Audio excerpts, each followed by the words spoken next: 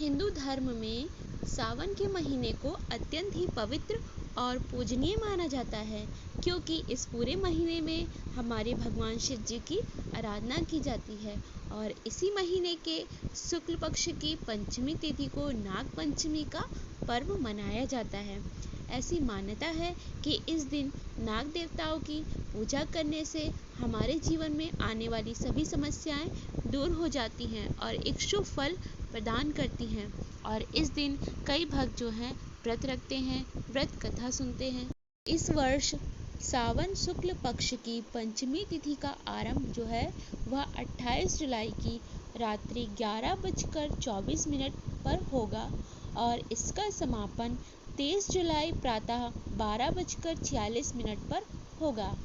उदय तिथि के अनुसार नाग पंचमी का पर्व 29 जुलाई मंगलवार को मनाया जाएगा। इस दिन पूजा का शुभ समय सुबह 5:41 से लेकर 8:23 तक रहेगा।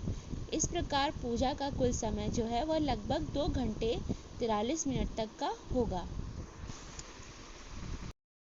नाग पंचमी के दिन नाग देवता की पूजा करने और उन्हें दूध चढ़ाने की परंपरा जो है वह कई सालों से चली आ रही है।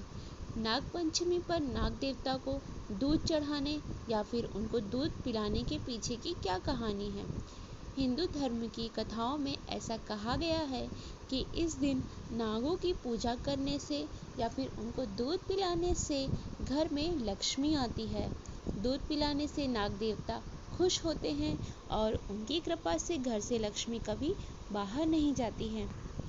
इसके अलावा नाग देवता की पूजा करने से सर्पदंश का भय भी नहीं रहता है और काल सर्प दोष से मुक्ति भी मिलती है।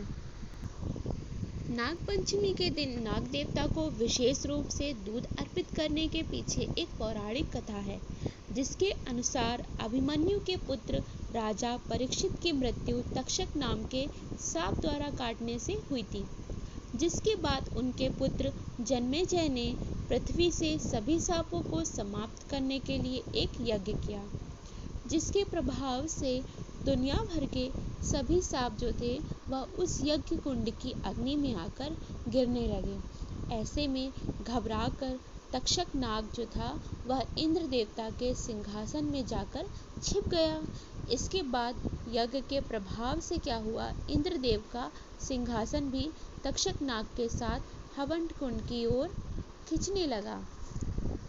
ऐसा होते देखकर देवताओं और ऋषि मुनियों ने जन्मेजय से यज्ञ को रोकने के लिए कहा।